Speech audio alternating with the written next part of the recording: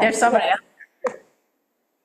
Okay, everyone, I'm going to start tonight's meeting at 7:30 PM.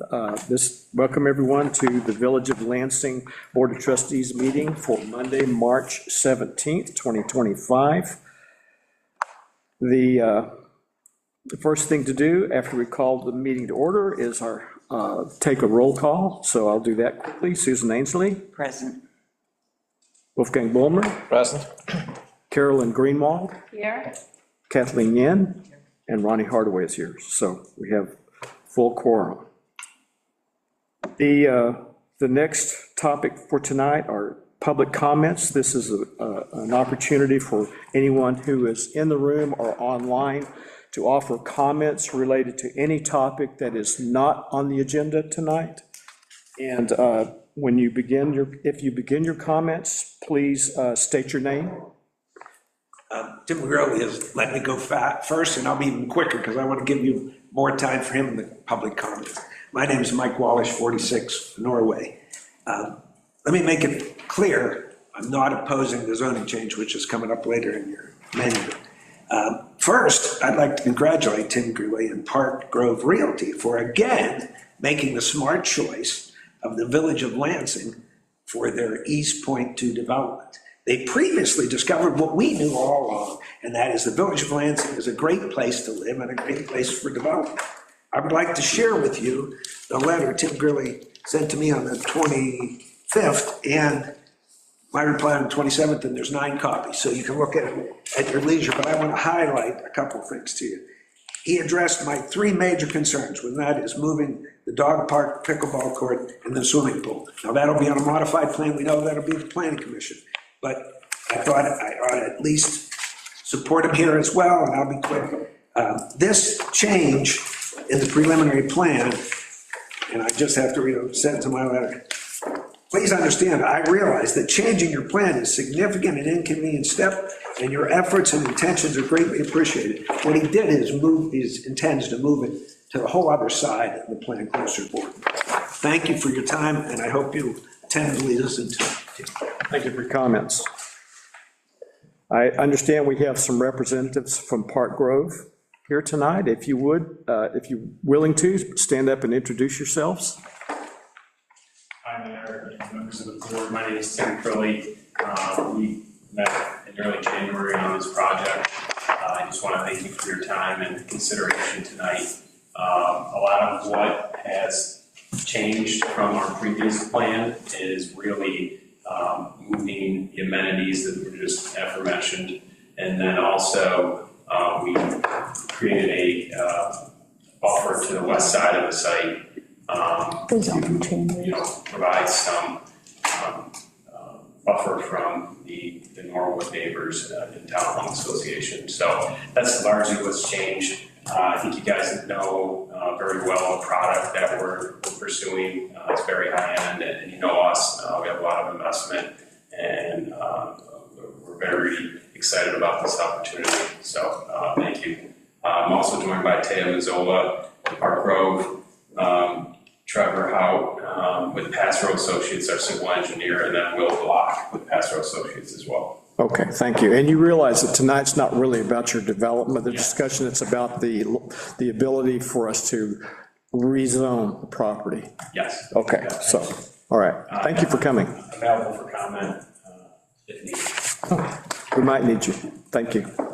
Is there anyone else? I see no one else in the room. Anyone online who would like to speak?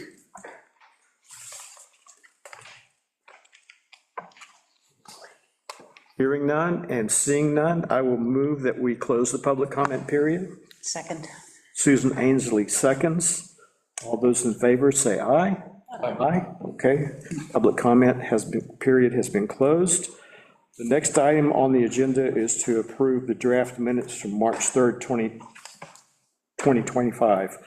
So I will move those minutes. Second.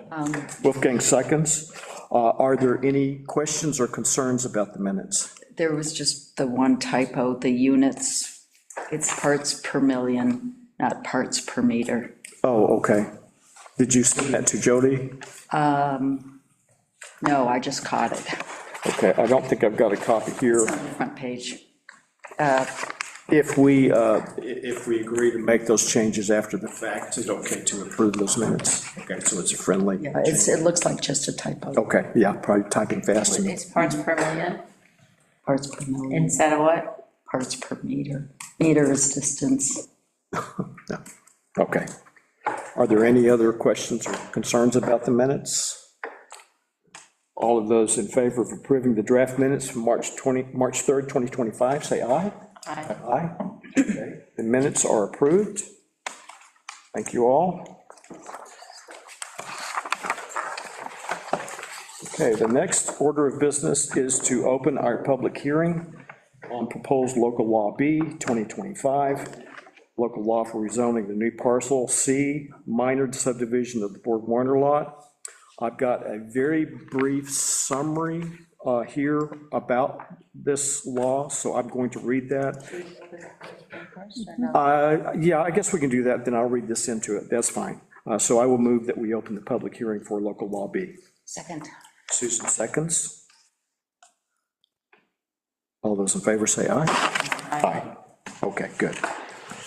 So the local law B, I'm reading here, this is a quick summary. Local law B is entitled Amendment of the Village of Lansing Code zoning law to rezone an existing portion of the Business and Technology District located on Bomax Drive to a high-density residential district. This code change is to amend the Village of Lansing zoning law and zoning map to rezone a portion of the Business and Technology District, being Village of Lansing tax parcels number 44.1-1-53.32 and 44.1-1-53.31, owned by Borg Warner Ithaca LLC, into the high-density residential district. The parcels in question border Bomax Drive to the south, medium-density residential MDR parcels along Norway to the west, tax parcels number 44.1-1-53.13, 44.1-1-53.121, and 44.1-1-53.12 to the north, being part of the Business and Technology District owned by Borg Warner Ithaca LLC, and tax parcel number 44.1-1-53.11 to the east, being part of the Business and Technology District owned by Borg Warner LLC. The rezoning of these parcels is intended to allow for continuation of the contiguous HDR, high-density residential district, on the south side of Bomax Drive, directly across from the affected parcels, and provide a buffer between MDR and business technology districts. The proposed rezoning action is consistent with the village comprehensive plan and compatible with the surrounding land issues. That being said, I will now open the floor for public comment during the public hearing. Are there any comments?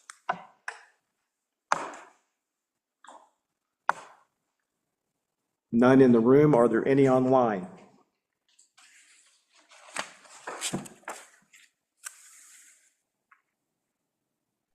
I have a comment. Can you hear me? Okay. Is this George Pat? Yes. Go ahead, George. Yeah. Looking at your trustees' resolution on the adoption of this local law, the one question I've got, just out of clarity and the intention here, it says on that resolution, I'm looking at it. There's one sentence that reads toward the bottom of what might be page 3 of what I see. It says, quote, "The rezoning of these parcels is intended to allow for continuation of the contiguous HDR district."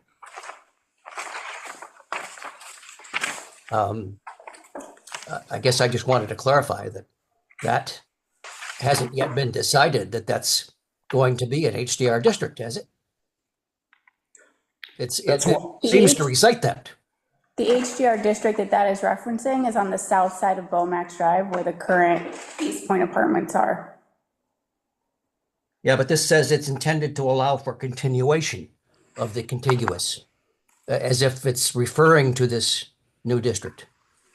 This Correct, new, it's intended, if it was to become HDR, to be contiguous to the current HDR district there. yeah. I just, for clarity, I would hope that it's not already been decided that it's it's HDR, and it's okay to go ahead with this proposal. That's without some further review of it, which I gather will occur later if there is going to be a proposal to, in fact, go ahead with this proposal for the East Point North. This matter is only referring to the rezoning, not any project specific to that parcel. Yeah, it's not intended to approve that in any sense. It does not, It's not improving that in any sense. no. No, that was my question. Thank you. It allows for the planning and pursuit of a development on that property as a new HDR development. And that's what this resolution is about, is to switch from business and technology to HDR so that the planning can go forward on the new second phase of East Point properties. But the property itself, the design and plans still have not been completely submitted and completely reviewed, and definitely not approved. Yeah, and I'll just clarify that the contiguous to HDR just meant there would be an HDR district abutting another HDR district, not necessarily a Park Grove project abutting another Park Grove project. I'm just referring to the designation of the districts.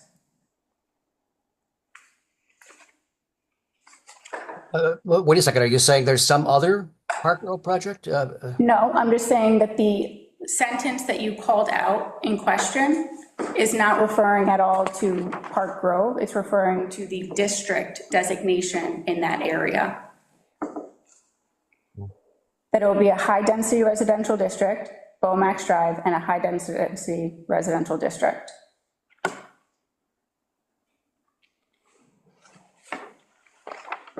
Does that address your concern? I'm not sure. Okay.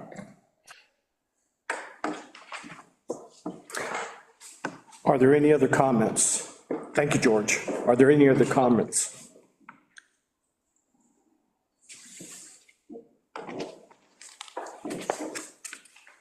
Yeah. Yeah, I had one other comment. Go ahead. Yeah. This amendment for the local law is stated kind of in the alternative there on the top of that same page, as though it was a negative declaration, or in the alternative, a positive declaration requiring seeker. Yes, that's always the two options you have at the end of the discussion on an EAF, environmental assessment. So we can choose to say that there is a positive declaration or a negative declaration. And we won't get to that point until after we close the public comment period and then begin discussions on the full EAF for this law. And is that tonight? That is tonight. Yeah, okay.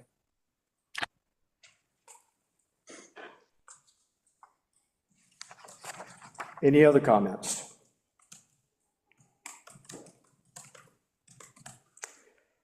Hearing none and seeing none, I will move that we close the public hearing for the proposed local law B. Second. Kathleen seconds.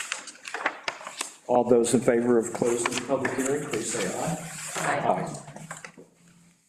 Okay, thank you. Our next point of order is for Mike Scott to help us go through this full EAF that George Pat just mentioned, considering the zoning changes for 25 acres.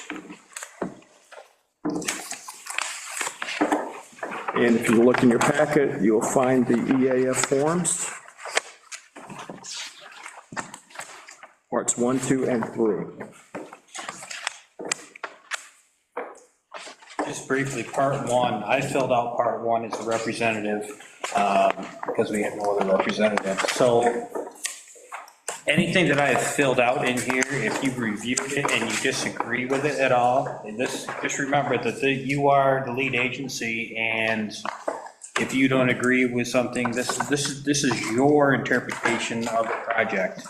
And another reminder on that, and I'm well aware that you probably already know this, when going through part two, the only items when they ask the question, it's not about, don't even consider a project going on that. It's only about the zoning change whatsoever.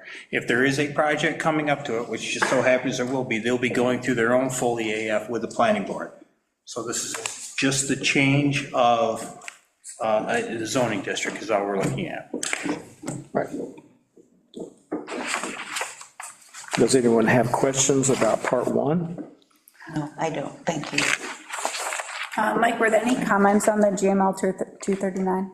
Yes, they had no, it was like no negative impact, and they had no offerings or anything suggested. And they sent it back to us in world record time. Yes, that's what I was about to say. It was the fastest one I've seen since I've been here. I just have a question about when you do EAFs for zoning changes, do you typically leave section D, project details blank? Is that normally how it's done? Yeah, if Just leave it blank? It's understood that it's not C1. necessary? if Okay. you look at question, See that one, yeah, page 2 of 13, right in the middle of the page. if it's just, Okay, yeah, if it's gotcha. just for a law You still ordinance. print it all out, okay. Yeah, Yep, it said if yes, then you only complete a few of the items that are Perfect. through the sections below. And like C2B, we've got the Greenway plan, would the Tompkins, would the open space plan or the 2023 natural resource inventory be something to You can consider? add anything you want to that. So maybe the 2023 natural resource inventory, 2023 which is, yeah, Village National Resource Inventory. Is that village specific? yeah. Is our natural, oh yeah, that's right, we did. we did a natural resource inventory. I'm trying to That's right, I determine. remember. I have a copy of it.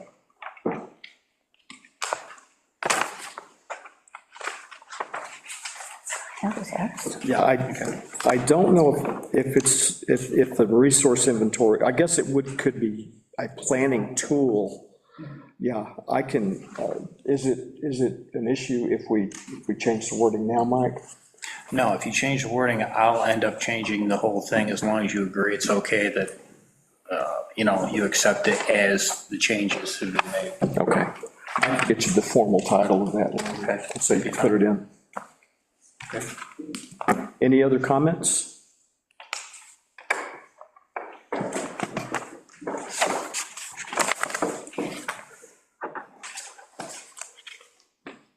Okay, so we have completed part 1. No discussion. So we will move on to part 2. This is the part that we will complete tonight in the meeting. So we basically have to review all of this information from part 1 for part 2, I'm sorry, questions 1 through 10 or whatever. So I will read these and I will get a response from you. If you don't offer a response, I'll suggest one and you can agree or disagree. This is the way we've done it in the past. Is that okay, Mike? That's good. All right. Okay. Question number 1. Impact on land. Proposed action may involve construction on or physical alteration of the land surface of the proposed site. This is about the law. No. The law doesn't change the land, so, okay. So we can move on to the second question.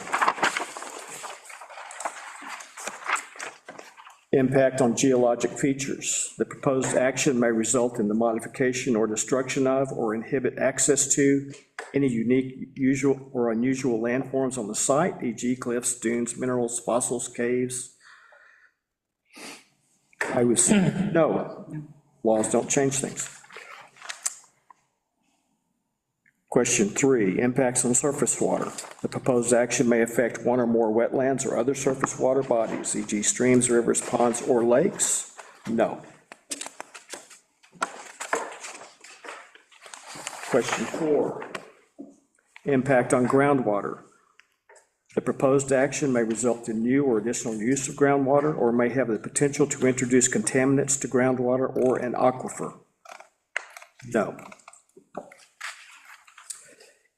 Now, question 5, impact on flooding. The proposed action may result in development of lands subject to flooding. No. Question 6, impacts on air.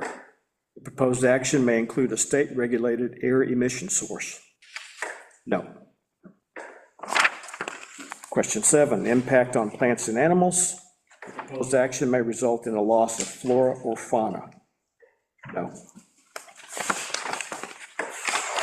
Question 8, impact on agricultural resources. The proposed action may impact agricultural resources. No. Question 9, impact on aesthetic resources. The land use of the proposed action are obviously different from or in sharp contrast to the current land use patterns between the proposed project and a scenic or aesthetic resource? No. Question 10, impact on historic and archaeological resources. The proposed action may occur in or adjacent to an historic or archaeological resource? No. Question 11, impact on open space and recreation. The proposed action may result in a loss of recreational opportunities or a reduction of an open space resource as designated in any adopted municipal open space plan. No. Question 12, impact on critical environmental areas. The proposed action may be located within or adjacent to a critical environment area. No.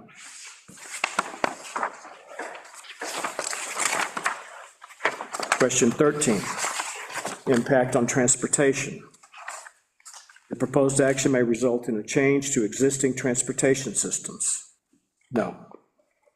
Question 14, impact on energy. The proposed action may cause an increase in the use of any form of energy. No. Question 15, impact on noise, odor, and light. The proposed action may result in an increase in noise, odors, or outdoor lighting. No. Question 16, impact on human health.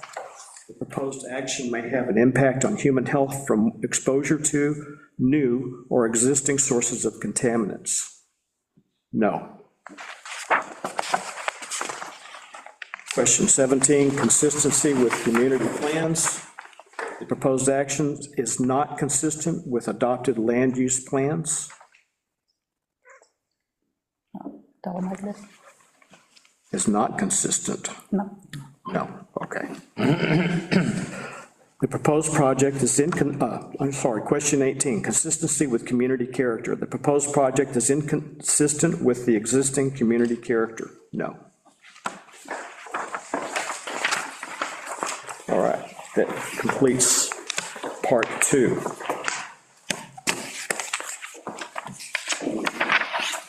So the third part of the seeker with the full environmental assessment form is to identify, based on our responses in part 2,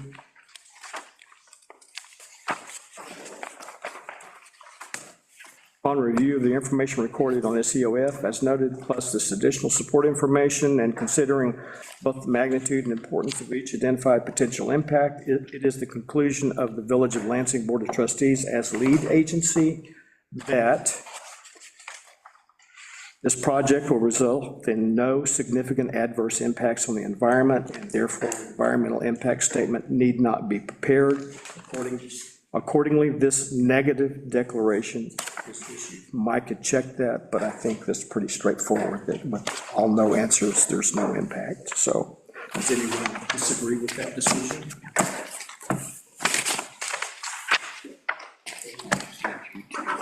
Sign is prepared. Sign. Just above me there. I am signing as the responsible officer in the lead agency. Mike signed as the signature of the preparer. You want to do a formal vote? We have to move to adopt a Adopt negative a or negative, positive. yeah. That would be after this, right? To adopt the negative declaration? You're going to be doing that, yeah, you can do that. Yeah, we have to, You have to do the okay, then we'll sign it, okay. So I will move a resolution to adopt a negative declaration for the seeker review of the proposed local law B 2025. Second. Susan seconds.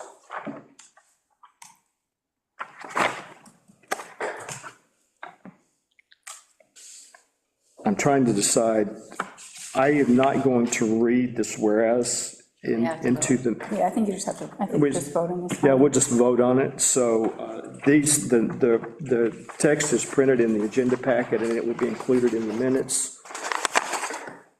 So I will move to adopt a negative declaration for the proposed local law B. Susan seconded, okay, yeah, it was in twice, sorry. So it's moved and seconded. All those in favor of adopting a negative declaration, say aye. Aye. Now you're good. Now you're good to go.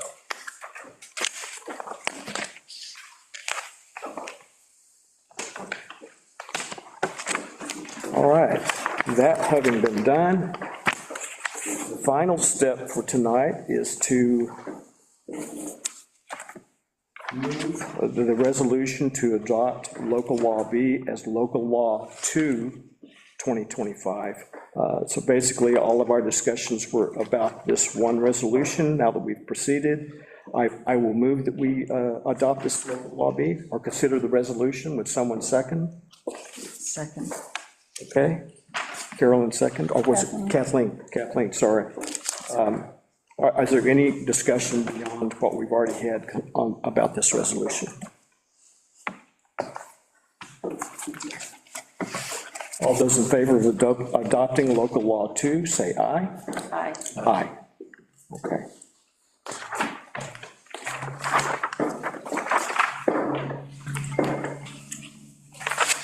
Your EAF will be a little more fun than ours. Yeah. We skipped the fun parts, so, okay.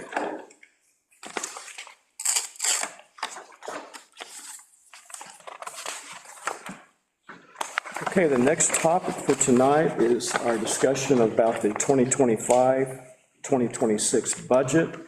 The trustees and the staff have worked for the last 5 weeks, I believe, on a preliminary budget. We think we've got it finalized. There is a copy up on the table if anyone would like to see it. We've discussed it in a couple of meetings informally to make some last-minute changes. So the next thing that, what I'll do is, I'll read,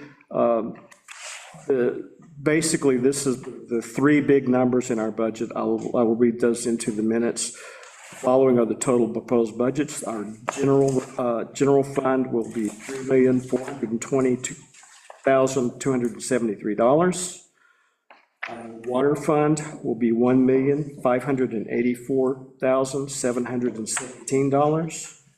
Our sewer budget rather, will be $1,822,700. So the next thing we have to do is set a public hearing for this proposed 2025 budget.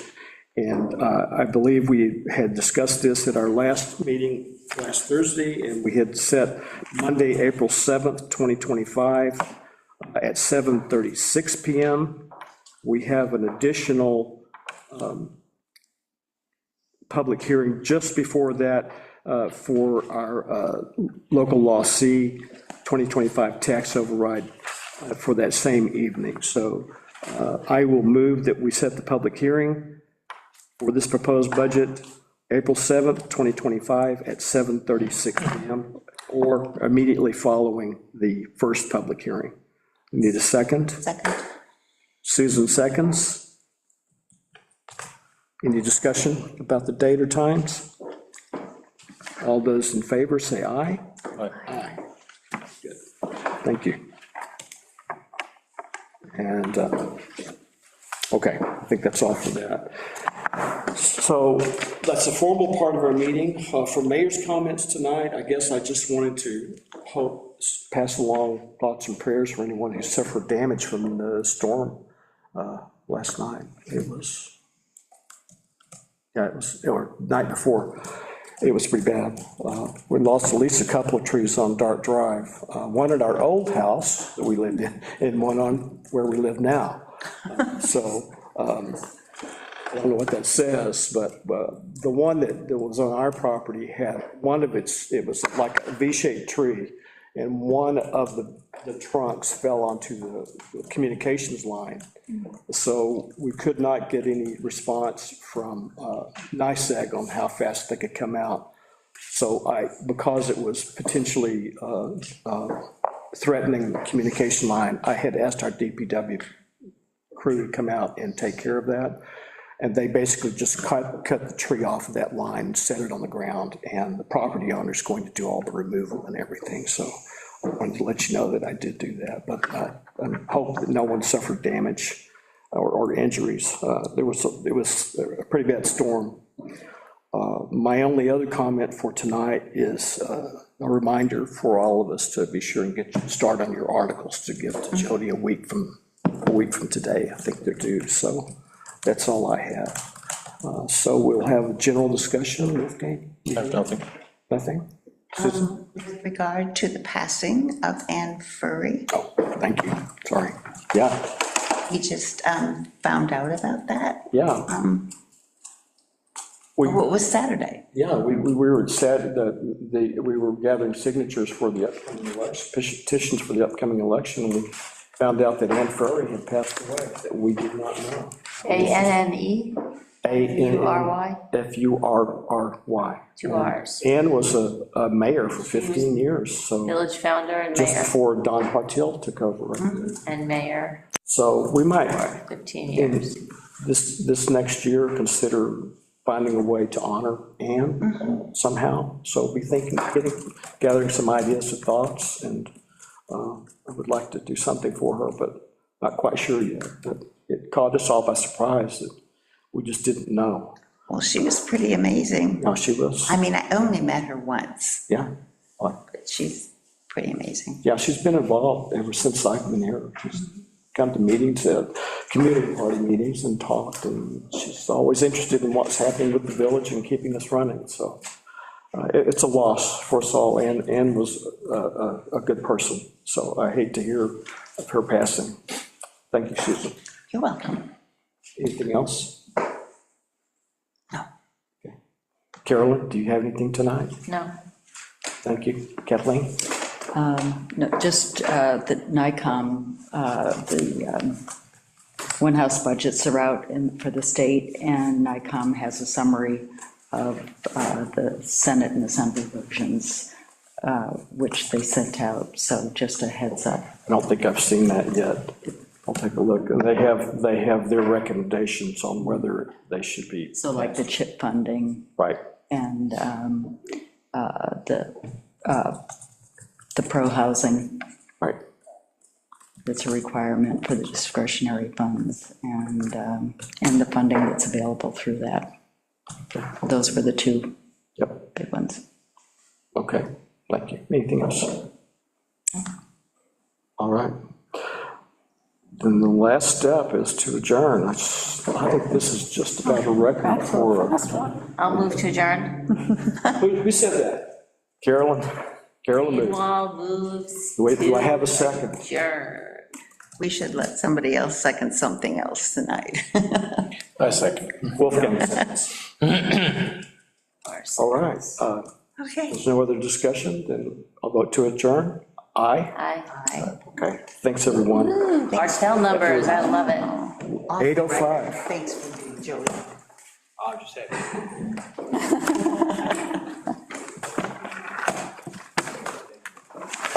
Thank you guys for coming.